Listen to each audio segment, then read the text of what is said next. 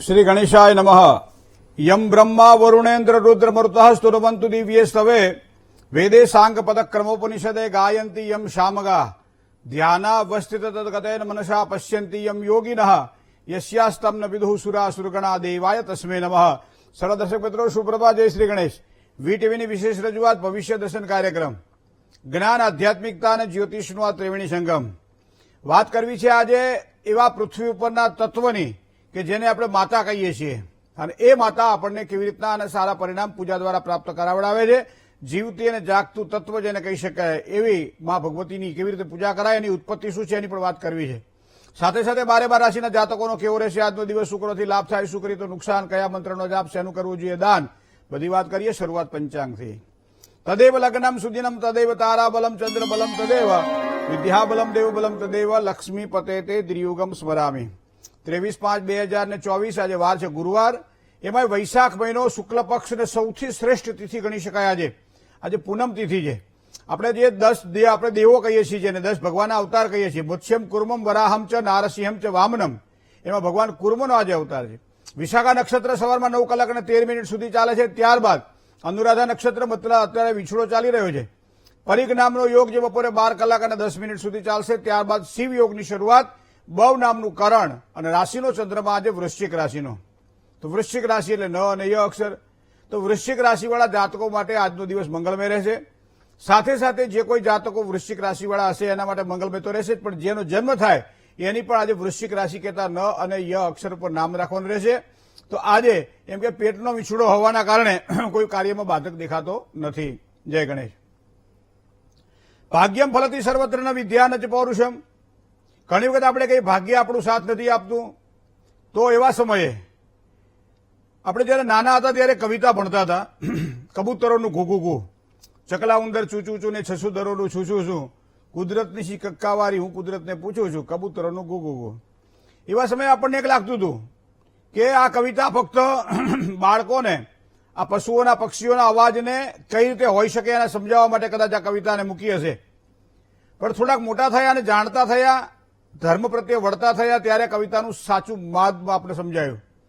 દરેક વ્યક્તિની અલગ અલગ ભાષા હોય છે અને ભાષાના આધારે માણસ પોતાના ભાગ્યને ઘડતો હોય। તમે જોજો તો ભાષા આ બધી પક્ષીઓની પશુઓની અલગ અલગ હોય છે, સ્વાભાવિક છે। પણ એક બીજે છેલ્લે આની જે 4 લીટી છે એ સમજવા જેવી છે એ કવિતાની, કે પહેલા જે પરમેશ્વર પૂછશે કે કોઈનું સુખ દુઃખ પૂછ્યું હતું, પહેલા જે પરમેશ્વર પૂછશે કોઈનું સુખ દુઃખ પૂછ્યું હતું, દર્દ ભરી દુનિયામાં જઈને કોઈનું આંસુ લૂછ્યું હતું, તો કે ગે ગે ફે ફે કરતા કહેશે હે હે શું શું શું, કબૂતરોનું ગો ગો ગો। મિત્રો, તમને સામે દેખાય છે એમાં તમને ભાગ્ય દેખાતું નથી। સામાન્ય રીતે ગંગાને સામાન્ય નદી નથી કહેતા આપણે, તુલસીને સામાન્ય છોડ નથી કહેતા આપણે, પીપળાને સામાન્ય વૃક્ષ નથી કહેતા આપણે। આપણી આ લાયકાત તો છે જ કે પીપળે પાણી ચડાવવું જોઈએ, મતલબ પીપળાની આજુબાજુ ચોખ્ખાઈ રાખવી જોઈએ।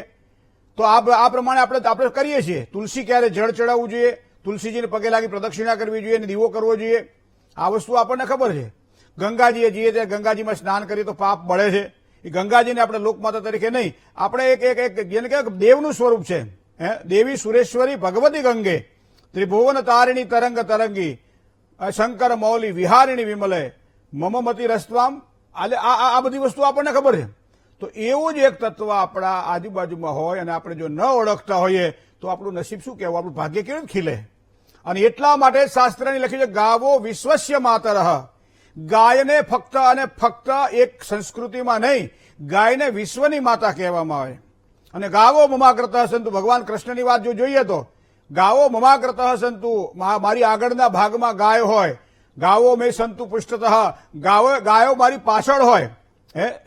સર્વે દેવા ગવા મંગે, તમે જોજો 33 કરોડ દેવતાઓ ગાયના રૂવાડે નિવાસ કરે છે। તો 33 કરોડ દેવતાઓને પૂજો અને એક ગાયને પૂજો, આ બેને સરખું પુણ્ય પ્રાપ્ત થાય એવું આપણું શાસ્ત્ર કહે છે। કારણ કે સર્વે દેવા ગવા મંગે, 33 કરોડ દેવતાઓ, અરે પુરાણ તો એમ કહે છે કે લક્ષ્મીજીને રહેવા માટેની જગ્યા ન મળી તો એ કહે છે પૂછડે નિવાસ કરે છે। અને આજ પણ તમે જોજો કોઈ પણ વ્યક્તિ જયારે મૃત્યુ પામે અને પછી 12માના દિવસે જે ક્રિયા થાય એમાં ગાયની પૂજા થાય ને, એમાં શું કહે છે, ગાય પૂછડે પાણી રેડવું। એનો મતલબ કે ત્યાં પાણી રેડવાથી 33 કરોડ દેવતાઓ રાજી થાય છે, માં લક્ષ્મીજી ભગવાન નારાયણ સાથે રાજી થાય છે અને જેના કારણે મારા પૂર્વજોનો ઉદ્ધાર થાય છે। મારા મરેલા જે જીવ છે એનો ઉદ્ધાર થાય છે, મારા પરિવારમાં, મારા કુટુંબના, મારા વડીલો હોય અને અપમૃત્યુ થયું હોય, મૃત્યુ થયું હોય, અથવા તો ક્યાંક પોતે પોતાની ગતિ દેહને છોડી દીધો હોય, એવા સમયે ગાયની પૂજા કરી તો સારા પરિણામ મળે. આ માં ગાય છે, જેને ગાય માતા કહીએ છીએ. અને ગાવો મેં સંતુ પુષ્ટતઃ, ગાય મારી પાછળ હજો. આ ભગવાન કૃષ્ણની બાલકૃષ્ણનું ચરિત્ર જુઓ તો આ વસ્તુ આપણને ખબર પડે કે ગાવો મમાકૃત સંતુ, ગાવો મેં સંતુ પુષ્ટતઃ, ગાવો મેં હૃદય સંતુ, ગાયનો મારા હૃદયમાં નિવાસ થજો. તો વિચાર કરો, આ ગાય માતાની પૂજા આપણે શું કરીએ છીએ? ઘણી વખત તમે જોઈએ કચરા અને બધું આડું અવડું ખાવાવાળી આ માને આપણે ગાય સમજતા, માતા સમજતા હોઈએ ગાયને, તો શું આપણે એને ખાવા દઈએ? એ પ્લાસ્ટિક ચાવતી હોય, કાગળિયા ચાવતી હોય, ઉકેલાટ ખોડતી હોય, તો આ આપણા માટે માં છે? તો આપણે ક્યાં ઓળખવા? આપણે ભાગ્યને ક્યાં ઘડવા જઈશું? શાસ્ત્ર એમ કહે છે કે જેની કુંડળીની અંદર જયારે ગ્રહો નબળા પડતા હોય અને એવા સમયે ગાયની પૂજા કરે તો એને સારા પરિણામોની પ્રાપ્તિ થાય. તો એ કયા પ્રકારે કયા મંત્રનો જાપ કરીએ જેના કારણે ગાય માતા આપણા હૃદયમાં નિવાસ કરે અને ભાગ્યને ચમકાવવા માટે કોઈ અમોઘ શક્તિ હોય તો એ ગાય છે. કઈ રીતે આપણે ગાયની પૂજા કરીએ જેના કારણે આપણું ભાગ્ય ચમકે, એની વાત પણ આજે આપણે કરવી છે. મેષથી માંડી અને મીન રાશિ સુધીના જાતકોનો કેવો રહેશે આજનો દિવસ, એની પણ વાત કરીએ. આપણે તો રાશિ મંડળના આધારે કદાચ જો ગાયની પૂજા કરવાની હોય તો કઈ રીતે કરવી જોઈએ જેના કારણે મનની મનોકામનાઓ પૂર્તિ થાય. જે સમયે સમુદ્ર મંથન થયું ત્યારે જેની ઉત્પત્તિ થઈ એ ગાય માતા આપણા માટે સામાન્ય નથી. પણ ઘણી વખત હાથમાં સોનાનો ટુકડો હોય અને આપણને ખબર ન હોય કે આ સોનાનો ટુકડો છે, પણ કોઈ આપણને જાણકાર વ્યક્તિ એમ કે આ ટુકડો સોનાનો છે, પછી એનું મહત્વ જેમ વધી જતું હોય છે. એમ પશુઓની અંદર ગાયને ક્યારેય સામાન્ય નથી ગણી. આપણે એની પૂજા કરવાથી વિશેષ લાભ થાય. કોઈ પણ જગ્યાએ આપણે એનું જતન કરવું એ આપણો ધર્મ બને છે.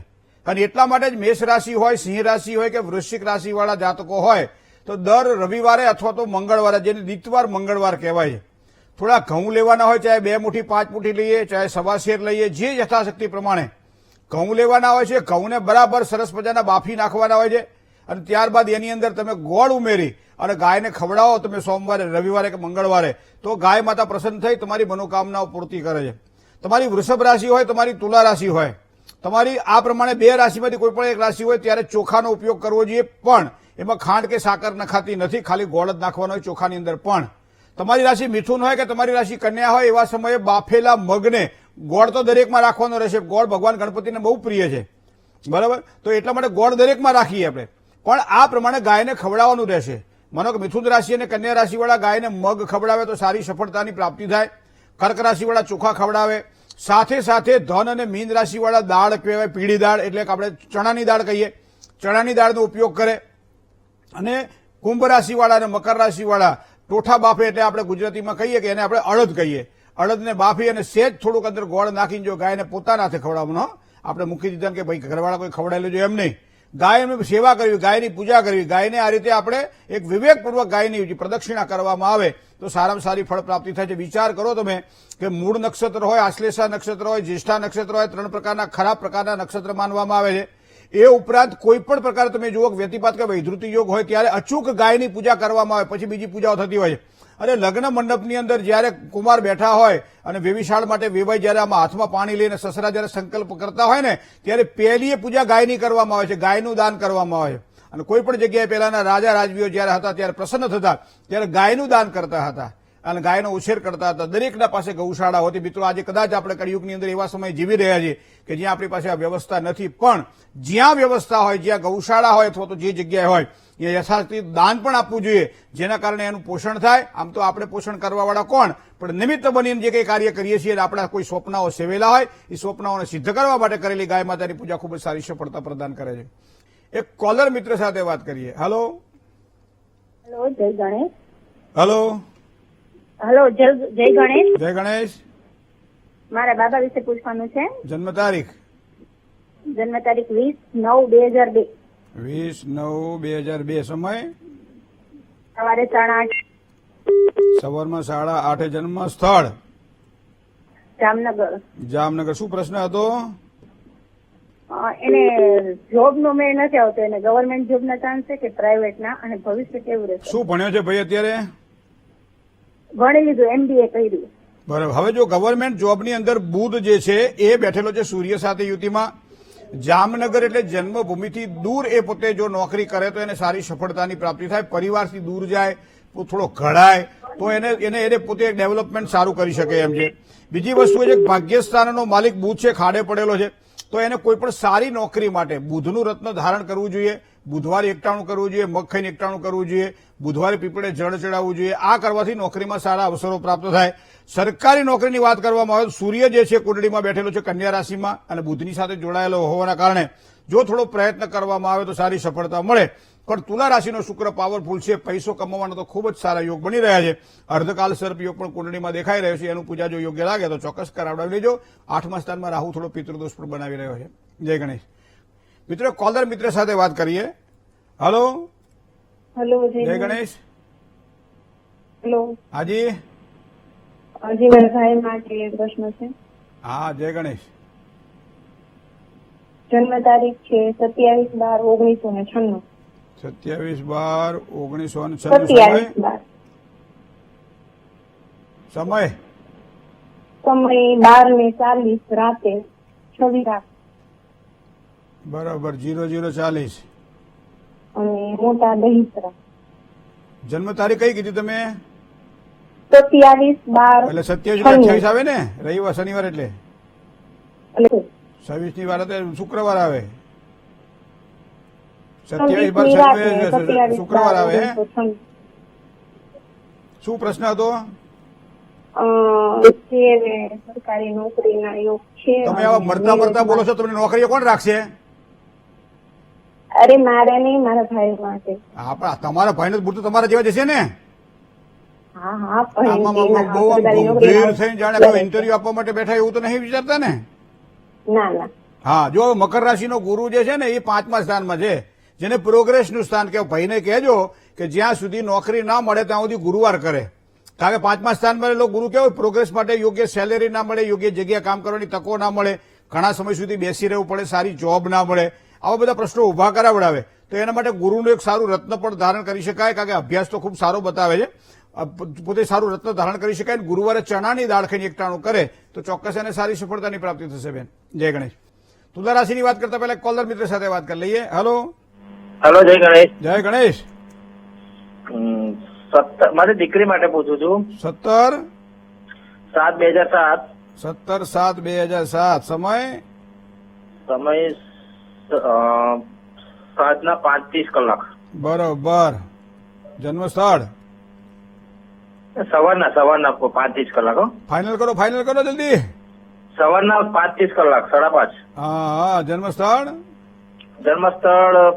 ભોગંબા એટલે પંચમહાલમાં આવ્યું. બરાબર. શું પ્રશ્ન હતો?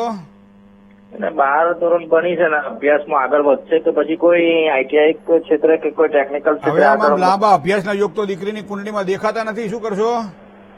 તો આગળ હવે કયા યોગમાં આઈટીઆઈમાં તો એવી કોઈ જગ્યાએ ઓલી કરો, કોઈ એમને ગમતું ફીલ્ડ હોય ને, શનિ પ્રધાન અથવા ગુરુ પ્રધાન.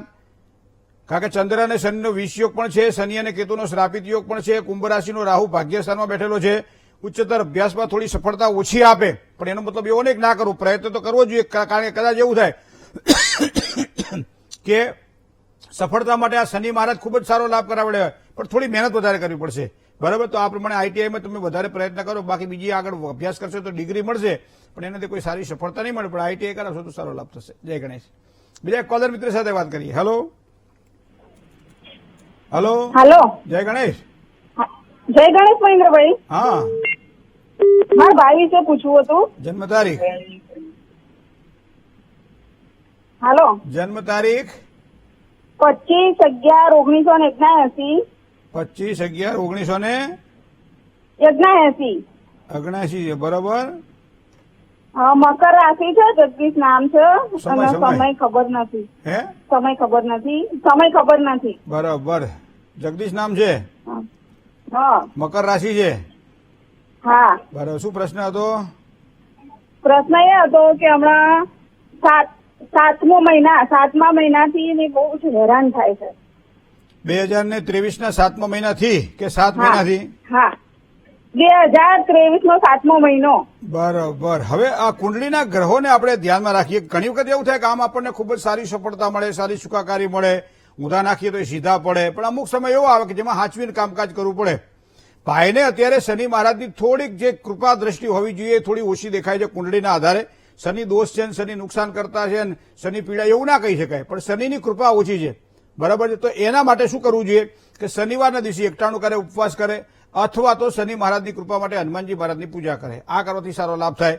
બીજું કે થોડોક રાહ જોવે, કારણ કે 2025ના માર્ચ મહિનામાં શનિ મહારાજ બદલાય, ત્યાં સુધી થોડી ધીરજ રાખવાની અને ધીમે ધીમે જો કામ કરતા જાય સારી સફળતાની પ્રાપ્તિ થાય. હવે ગુરુ અને રાહુ જે છે ને સાથે બેઠેલા છે, મંગળ પણ સાથે બેઠેલો છે, મતલબ ઉતાવળિયા નિર્ણયો ના કરવા અને બહુ ઘાઘું ના થવું. અમુક સમય થોડી ધીરજ રાખીએ તો પણ સારી સફળતા મળે બેન. હા, જય ગણેશ. કોલર મિત્ર સાથે વાત કરીશું. હાલો, જય ગણેશ. જય ગણેશ. મારી બેન માટે શું છે બેનનું નામ? હાલો, હા જય ગણેશ. જય ગણેશ. બેનનું નામ? હાલો, જન્મ તારીખ તમે ટીવીમાં સાંભળો છો કે મોબાઈલમાં સાંભળો છો? હાલો,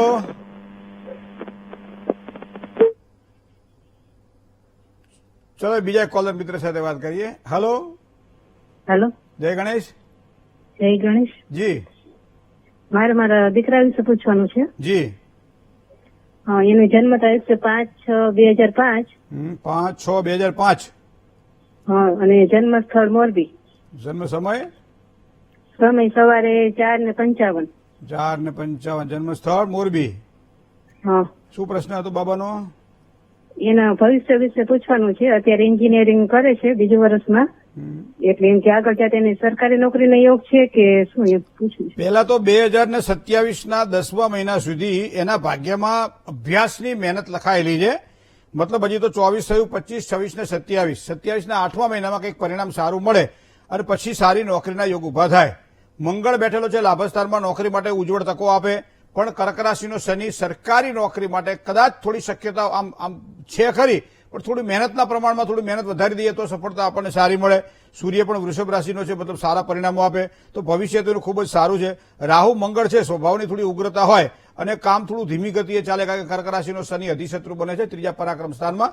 તો મંગળવાર કરે તો વધારે સારી સફળતા મળે અને શુક્રવારે કુળદેવીની પૂજા કરે, એના કારણે પણ એને સારા લાભ થશે. જય ગણેશ. એક કોલર મિત્ર સાથે વાત કરીએ. હાલો, હેલો, જય ગણેશ. જય ગણેશ. જય ગણેશ. મહેન્દ્રભાઈ, હાજી. વાણી માટે પૂછવું છે. હા હા, 21/11/1996 જન્મ તારીખ. બરોબર. જન્મ રાત્રિના 12:05 થી 10 ની વચ્ચે. રાત્રિના 12:05 થી 10 ની વચ્ચે. બરોબર. જન્મ સ્થળ? અને જન્મ સ્થળ અમદાવાદ. બરોબર. શું પ્રશ્ન હતો? હવે એને યોગ મુહૂર્તિઓ મળી નથી રહ્યો, તો હવે એના યોગ ક્યારે બેસે એમ? કુંભાધિપતિ શનિ જે કહેવાય એ 7મા સ્થાનનો સ્વામી છે અને એ બેઠેલો છે અહીંયા મીન રાશિમાં 8મા સ્થાનમાં. 8મું સ્થાન ખાડાનું સ્થાન છે. બીજું 8મા સ્થાનમાં એકલો શનિ નહીં, ચંદ્ર સાથે પાછો વિષયોગ પણ બનાવી રહ્યો છે. મતલબ જે દાંપત્ય જીવનનો કારક ગ્રહ છે એ તો બેઠેલો છે અહીંયા 8મા સ્થાનમાં અને વિષયોગ બનાવી રહ્યો છે. એટલે બે યોગ એવા છે જે એને દાંપત્ય સુખમાં અવરોધ ઉભા કરાવડાવે. બીજી વસ્તુ હું તમને કહું કે જેને કહ્યું ગુરુ એ ધન રાશિનો છે અને એ પોતે 5મા સ્થાનની અંદર છે. તો 5માંથી 5મું ગણો તો ભાગ્યનું સ્થાન, તો ભાગ્યના સ્થાનમાં મેષ રાશિ છે. તો ગુરુની પૂર્ણ દ્રષ્ટિ મેષ રાશિ પર, મંગળની રાશિ ઉપર પડે છે, જેના કારણે લગ્ન યોગમાં થોડો, પણ મને લાગે છે આ 28મું વર્ષ પૂરું થાય એ પહેલા પાછા સારા યોગ બની રહ્યા છે, કારણ કે સૂર્ય બુધનો બુધાદિત્ય યોગ પણ બની રહ્યો છે. હવે શનિ મહારાજ નબળા બનતા હોય ત્યારે આપણે કહીએ કે શનિ મંડળની એક મહાપૂજા વિશેષ પ્રકારે જો કરવામાં આવે, સાથે સાથે ચંદ્ર અને શનિ કેતુ સાથે જોડાયેલો છે, મતલબ શ્રાપિત યોગ પણ છે, વિષ યોગ પણ છે, તો એના દોષનું નિવારણ કરાવડાવી લો. ગણપતિ બાપાની કૃપા થાય તો જન્મ સ્થાનથી પશ્ચિમ દિશામાં લગ્ન યોગની શક્યતાઓ ઉભી કરે. કુંભ રાશિથી, મેષ રાશિથી, કર્ક રાશિથી અને મકર રાશિથી સારું લેણું પણ દેખાઈ રહ્યું છે. જય ગણેશ. બીજા એક કોલર મિત્ર સાથે વાત કરીએ. હાલો, હાલો. ઇન્દ્રભાઈ, રાજકોટ થી બોલું છું. હાજી. હા, હું મારી દીકરી દેવાંશીબા માટે પૂછવું છે. જી. એમની જન્મ તારીખ છે 6/1/2006, હા, શુક્રવાર સાંજે 6:45. બરાબર. હા, શું પ્રશ્ન હતો? 6/1/2006. હા, એ બધું આવી ગયું. પ્રશ્ન દેવાંશીબાનો કહો. આ પ્રશ્ન એ છે કે એમનું ભવિષ્ય કેવું છે, અને એને ભણવામાં મહેનત ઓછી હમણાં પાસ કરે છે અને એને જીપીએસ ની તૈયારી કરવી છે એમ. તો એને નોકરીના યોગ છે? પેલા ભણવા તો દો. હા, ભણવા હજી એનું તો 19 ભવિષ્ય વર્ષ થયા છે, કેવું હજી તો 22 વર્ષે ભાગ્યોદય શરૂ થાય છે. જીપીએસની પરીક્ષા આપે છે, મગર મેષ રાશિનું મંગળ 10મા સ્થાનમાં સારા પરિણામ આપે, પણ અભ્યાસની અંદર રૂચિ ઓછી હોય, કારણ કે ચંદ્રમાં જે મનનો કારક ગ્રહ રાહુ સાથે બેઠેલો છે ઉચ્ચતર અભ્યાસક્રમની અંદર ભાગ્યસ્થાનની અંદર, તો કાં તો એને અભ્યાસમાં સારી સફળતા જોઈતી હોય તો ચંદ્ર રાહુના ગ્રહણ યોગના દોષનું વિધિપૂર્વક નિવારણ કરાવડાવવું જોઈએ, અને પણ પાઠાત્મક લઘુરુદ્ર સાથે. તો આ કરવાથી કદાચ પરમાત્માની કૃપા થાય તો એને સારા પરિણામોની પ્રાપ્તિ થાય. બીજી વસ્તુ એ છે કે અહીંયા જે 7મા સ્થાનનો જે સ્વામી છે શનિ છે, શનિ કર્ક રાશિમાં નીચનો બને પાછો બેઠેલો દેહભાવમાં બેસીને 10મા સ્થાન પર પૂર્ણ દ્રષ્ટિ કરે છે, જેમાં મંગળ બેઠેલો છે. જીપીએસસી પરીક્ષામાં મંગળ પાવરફુલ છે, પણ શનિની દ્રષ્ટિ પડે છે, એટલે એનો મતલબ કે એક મહેનતે સફળતા ના આપે, થોડી વધારે મહેનત કરવી પડે. તો આ બધા યોગ આવા કુંડળીના દેખાઈ રહ્યા છે, પણ થોડીક મહેનત વધારે કરશે. એના પ્રમાણે મેં કહ્યું એ પ્રમાણે પૂજા વિધિ દ્વારા પણ આપણે સફળતાના થોડાક ચાન્સ ભગવાનની કૃપાથી પ્રાપ્ત કરી શકીએ છીએ. જય ગણેશ. એક કોલર મિત્ર સાથે વાત કરીએ. હલો હલો હલો, જય ગણેશ. જય ગણેશ. 12/8/1975. કોઈ મથાળું ખરું કોની છે એવું? હા, મારી બેન. હે? બેન મારી બેન. હા, તો એવું કઈ કોને મારે કોનું દહીણું ધરવાનું ખબર હોવી જોઈએ ને. હા હા હા. હે?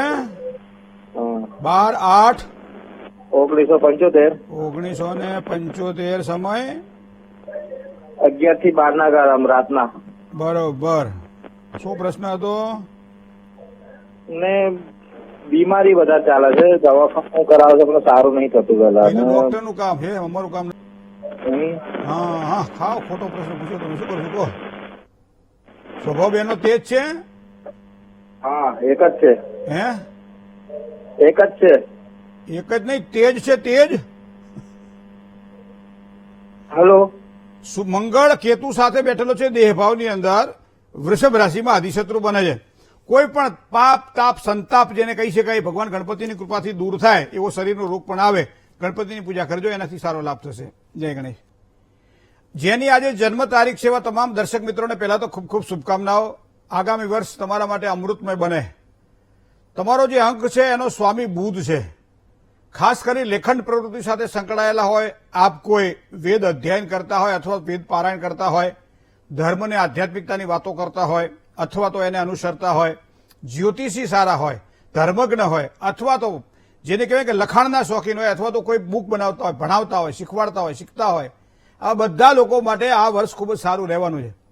કારણ કે બુદ્ધિશક્તિનો જ્યાં ઉપયોગ થતો હશે ત્યાં તમામ પ્રકારના ક્ષેત્રમાં સારી સફળતા આગામી વર્ષ દરમિયાન તમને પ્રાપ્ત થશે. પણ બુધનું એક જ છે વાયુ તત્વ.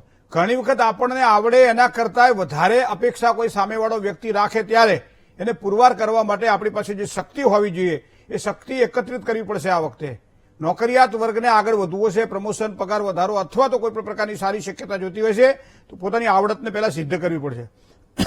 સાથે સાથે ધંધાની અંદર કોઈ વેપારી વર્ગને કોઈ મોટા કામકાજ કરવાના હશે, મશીનરી સાથે સંકળાયેલા છો, આપ કોઈ પણ ટ્રેડિંગ સાથે સંકળાયેલા છો, મેન્યુફેક્ચરર છો, તો પણ તમારા માટે આગામી વર્ષ સારું રહેશે. પણ મેં કહ્યું એ પ્રમાણે થોડીક મહેનત વધારે કરવાની રહેશે, જેના કારણે સારી સફળતા મળે. વિદ્યાર્થીઓ માટે તો ખૂબ જ સારો સમય આ દેખાઈ રહ્યો છે. સ્વાસ્થ્યની બાબતમાં સારી સુખાકારી મળે. અધૂરા કાર્ય કોઈ પણ પ્રકારના હોય એમાં કદાચ થોડીક રાહત મળે અને થોડો સંતોષપૂર્વક આગળ વધી શકાય તો ખૂબ જ સારી સફળતા મળે. આવા યોગ બની રહ્યા છે. દર બુધવારના દિવસે પીપળે જળ ચડાવવામાં આવે, ઓમ નમો ભગવતે વાસુદેવાય આ મંત્રનો જાપ કરવામાં આવે અને તુલસી દળ દ્વારા ભગવાન શ્રી શાલિગ્રામની પૂજા કરવામાં આવે તો સમજી લો આપણો આખું વર્ષ સારું જાય. દર બુધવારે કરેલી આ ક્રિયા આપણને ખૂબ જ સારો લાભ કરાવડાવશે. હવે વાત કરીએ જેની આજે મેરેજ એનિવર્સરી છે, જેની લગ્ન તિથિ છે. દાંપત્ય જીવનની સુખાકારીમાં બે વસ્તુની જરૂર હોય છે. એક લાંબી કોઠાહૂજની જરૂર હોય છે. કોઈ પણ કામ તરત ન થતું હતું. જો કેરી સારી ખાવી હોય તો 6-7 વર્ષ પહેલા એને તમારે એની કરવું પડતું હોય છે બધું માવજત, બરોબર છે. અને પછી 5-6 વર્ષે અમુક વસ્તુ એવી છે કે જે તરત પરિણામ ના આપે અને તરત પરિણામ માટે જે આશા રાખે છે એને બાવળના પૈડિયા મળે, કેરી ના મળે. આ વસ્તુ તો આપણે સમજીએ, પણ તો વિવેકપૂર્વક કેમ એનું ધ્યાન નથી રાખતા આપણે? મિત્રો, આજે કરેલું કાર્ય આવતીકાલે તરત ઉગી નીકળશે એવું જરૂરી નથી. તમે ઘણા બધા એવા સારા કાર્યો કરેલા છે કે આ વર્ષ દરમિયાન તમને સારા ફળની પ્રાપ્તિ કરાવવાના છે. પણ આ વર્ષ દરમિયાન પણ એવા કોઈ સારા કાર્ય થાય, ચાહે સંતાનોની પરીક્ષા આપવાની હોય, સંતાનોને પરદેશ મોકલવાના હોય, સંતાનોના લગ્નની બાબતની વાત હોય, સંતાનોને પ્રગતિની બાબત, ખૂબ તમારી માથે જવાબદારી છે અને જવાબદારીનું બાખૂબી તમે વહન કરી શકશો અને એના કારણે સારો સંતોષ પણ તમને પ્રાપ્ત થશે. માનસિક ઉચાટમાંથી મુક્ત થવા માટેનું આ વર્ષ છે તમારા માટે. પણ એના માટે માતા પિતાની સેવા જેટલી થાય એટલી કરવી રહી. સાથે સાથે દેવી દેવતાઓમાં આપણા કુળદેવ અને કુળદેવી હોય એની પૂજા વિશેષ કરવાથી સારા સારા લાભની પ્રાપ્તિ થાય. માનસિક શાંતિ માટે આ વર્ષ તમારા માટે ખૂબ જ સારું રહેશે. જય ગણેશ. તન્મે મનઃ શિવ સંકલ્પ મસ્તુ. શુભત્વને આપવાવાળો અંક આજે 5 છે. મેં કહ્યું ને 5 અંકનો સ્વામી એ બુધ છે. જે વાણી આવે, જેમાં બુદ્ધિ આવે, જેમાં જ્ઞાન આવે, જેની અંદર ઘણી બધી વસ્તુઓ બુધની અંદર આવે છે. તો આજનો દિવસ આ પ્રમાણે 5નો અંક જ્યાં હશે ત્યાં ખૂબ જ સારો લાભ કરાવડાવશે. પીળો રંગ અને ગુલાબી રંગ વાર પ્રમાણે જોઈએ તો આ 2 રંગ આજના દિવસ માટે ખૂબ જ સારો લાભ કરાવડાવે. સમય સારો કયો આજે? તો બપોરે 12 કલાક અને 1 મિનિટથી 2 કલાક અને 12 મિનિટ સુધીનો સમય એ શ્રેષ્ઠ સમય છે. રાહુકાળનો વિચાર કરીએ તો બપોરે 1 કલાક ને 30 મિનિટથી 3 કલાક સુધીનો સમય થોડું સાચવીને કામકાજ કરવાનું, નવા કામકાજની શરૂઆત ન થાય એનું ધ્યાન રાખવાનું. પૂર્વ દિશા શુભત્વને આપવાવાળી દિશા છે. પૂર્વ દિશા તરફ મુખ રાખીને કામકાજ કરવામાં આવે, પૂર્વ દિશાની મુસાફરી કરવામાં આવે, અથવા તો કોઈ પણ જગ્યાએ જવાનું હોય તો પણ પૂર્વ દિશા તરફ 10 ડગલા ચાલો ને પછી જ્યાં જવું હોય ત્યાં જાઓ, સારી સફળતા પ્રાપ્ત થાય. પણ દક્ષિણ દિશાની વાત હોય કે વાત હોય અગ્નિ ખૂણાની, તો આ 2 અશુભત્વ આપવાવાળા છે તો થોડું સાચવીને કામકાજ કરવાનું રહેશે. 7મી રાશિ અને 11મી રાશિ. 7મી રાશિ એટલે તુલા રાશિ જેના અક્ષર ર અને ત છે. 11મી રાશિ એટલે કુંભ રાશિ જેના અક્ષર ગ અને સ છે. તુલા રાશિ અને કુંભ રાશિ વાળા જાતકોએ આજે તન, મન અને ધનથી સાચવીને કામકાજ કરવાનું રહેશે. જય ગણેશ. ઘણા બધા દર્શકો જયારે આપણને પ્રશ્ન પૂછતા હોય છે ત્યારે ફોન કરતા હોય. આપણે 13 વર્ષથી આ કાર્યક્રમ ચાલે છે. આ ઓગસ્ટ મહિનાની અંદર 13 વર્ષ પૂરા થશે, 14મું વર્ષ બેસશે. અને એક જ એવો કાર્યક્રમ છે જે લાઈવ ચાલે છે, બરાબર, અને અવિરત ચાલે છે. કોઈ દિવસ એ પડતો નથી આપણો કાર્યક્રમ, કારણ કે તમારા સૌનો પ્રેમ છે. પણ આ કાર્યક્રમને જાણવાથી, જોવાથી ઘણા બધા જ્યોતિષી બની ગયા છે, અથવા તો જ્યોતિષ પ્રત્યે રૂચિ એમની, જે લોકોને જ્યોતિષમાં આમાં રૂચિ નહોતી એ આ લોકો એને અંધશાસ્ત્ર સમજતા હતા, એ લોકો અહીંયા વૈજ્ઞાનિક દ્રષ્ટિથી સમજવા માંડ્યા છે. તો એનું મૂળ કારણ આ છે કે તમે જયારે પ્રશ્ન પૂછતા હોય ત્યારે તમે જે જન્મ તારીખ, સમય કે સ્થળ આપો ને, એ જન્મ તારીખ, સમય અને સ્થળ પાછા એ લોકો પણ નોંધતા હોય છે. અને આપણે જે અહીંથી જે જવાબ આપીએ છીએ એમાં એ પોતે કંઈક લેસન કરતા હોય છે, અને એના કારણે એના જ્ઞાનની વૃદ્ધિ થાય. અને ક્યારેક ક્યારેક એ અમારી સાથે શેર પણ કરતા હોય છે. પ્રશ્નમાં ક્યાંક ગૂંચવાય તો અમને પ્રશ્ન પૂછીને પણ એ સવાલ જવાબ કરતા હોય છે. તો ઘણા બધા આપણે અહીંયા ઉપયોગી બની રહ્યા છીએ વીટીવીના માધ્યમથી આ ભવિષ્ય દર્શન કાર્યક્રમમાં. જય ગણેશ. બ્રહ્મા હરિહરનો અવતાર, શરણાગતનો તારણહાર, જય યોગેશ્વર દત્ત દયાળ, તું જ એક જગમાં પ્રતિપાળ. આજના દિવસ માટે દત્ત બાવનીના પાઠ કરવામાં આવે, 54 પાઠ, અથવા તો બૃહસ્પતિ સ્તોત્રના 17 પાઠ કરવામાં આવે તો સમજી લો આપણા ધાર્યા કાર્ય સિદ્ધ થાય. ભગવાન દત્તની ઉપાસના કરવાવાળા વ્યક્તિઓને હંમેશા સારા ફળની પ્રાપ્તિ થતી હોય છે. અને બૃહસ્પતિ એટલે શ્રેષ્ઠત્વ. જેને જીવનમાં માન પાન જોઈતું હોય એને આજે આ પ્રયત્ન કરવો. અને બને ત્યાં સુધી આજના દિવસ માટે ઘરમાં કોઈ વડીલ વર્ગ હોય, માતા પિતા હોય, બને ત્યાં સુધી એને દુઃખી ના કરશો. મંત્રની વાત હોય તો હરિઓમ તત્સત જય ગુરુદત્ત મંત્ર છે. ઓમ હ્રીમ ગુરુ ચરણ કમલેભ્યો નમઃ આ મંત્ર છે. આ ખૂબ જ લાભ કરાવડાવે. દાન દેવાની ઈચ્છા થાય તો ઋતુફળ તો કેરી છે, અથવા તો કેરીનો રસ છે. એવા વ્યક્તિઓને વહેંચો કે જે વ્યક્તિની પાસે આપણે જઈએ, ઉભા રહીએ, આપણા હાથમાં રહેલું આ ફળ જોવે ને રાજી થઈ જાય. તો આવા વ્યક્તિઓને વહેંચેલો આ પ્રસાદ ખૂબ જ સારો લાભ કરાવડાવશે અને જીવનમાં એક નવું અમૃતત્વનું એક પાનું આપણું ઉમેરશે અને સુપત્વની પ્રાપ્તિ કરાવશે. જય ગણેશ.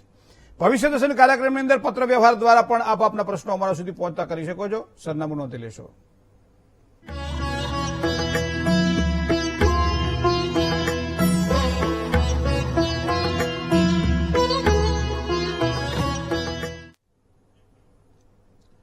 ભવિષ્ય દર્શન કાર્યક્રમમાં આજે બસ આટલું જ. આવતીકાલે નવા વિચારો સાથે ફરીથી મળશું. મને ડોક્ટર મહેન્દ્ર પંડ્યાને રજા આપશો.